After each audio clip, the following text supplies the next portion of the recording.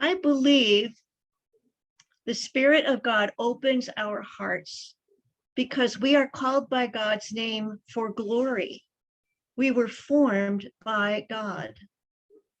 We prepare ourselves to meet God, and sometimes we turn away as God shows up as a homeless beggar, maybe a drug peddler, a difficult in-law, a lost child.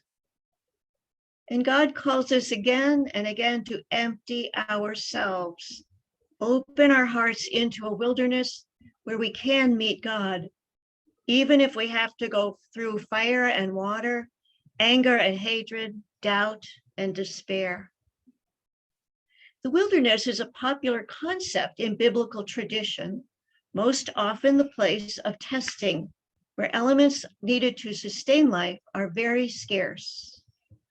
God's voice is in the wilderness. God's voice is frightening. It splits fire. It shakes the wilderness. It makes the mighty oak trees writhe. But God's people are blessed. When the Israelites were following Moses into the desert, they panicked often and had to be reminded to return to God over and over and over. During the journey itself, there were moments of rebellion and dispute about water, fear, food, leadership, and God.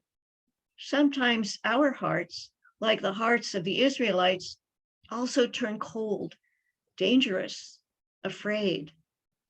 And God's Spirit opened their hearts and opens our hearts now.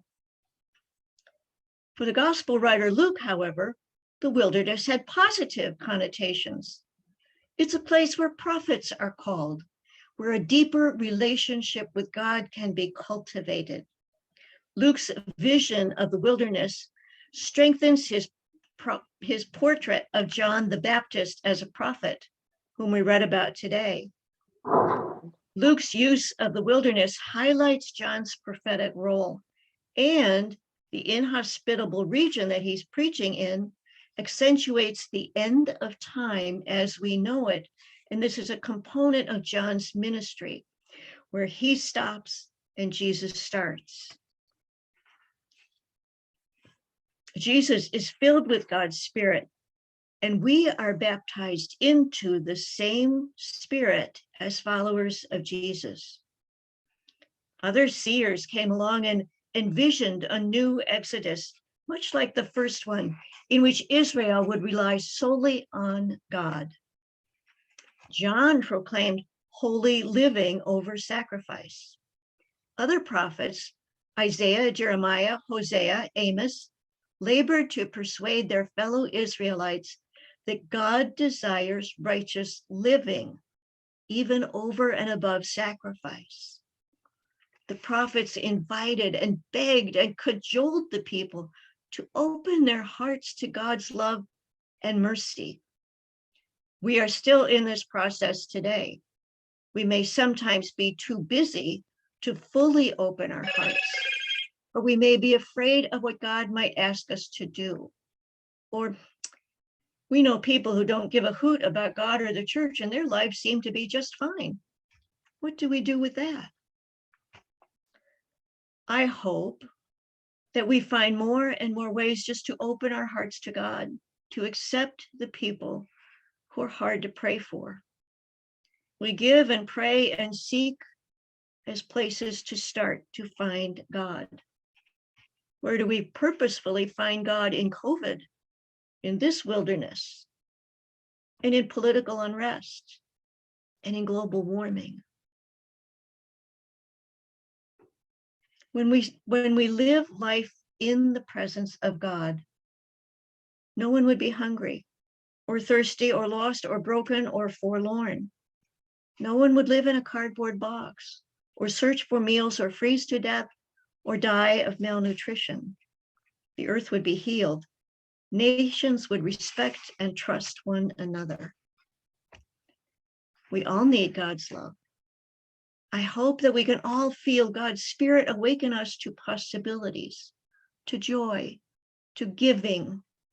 We all need to know that there is life after COVID. And we know on a deep level that God's Spirit goes with us everywhere. We can stop and listen and breathe God's Spirit into ourselves and respond with love to others. Sometimes that's really difficult.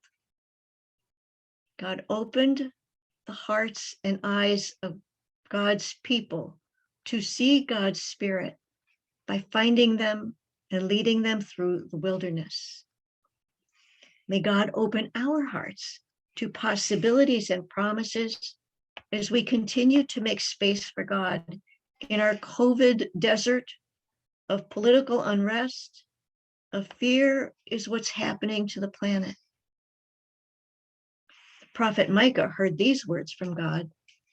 What does the Lord require of you but to do justice, to love kindness, to walk humbly with your God? When we do this, the desert will be a wilderness.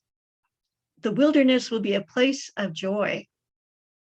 Our baptism promises will be fulfilled. The unquenchable fire will burn our fears and leave love, mercy, and kindness to grow and fill God's kingdom. May it be so. Amen.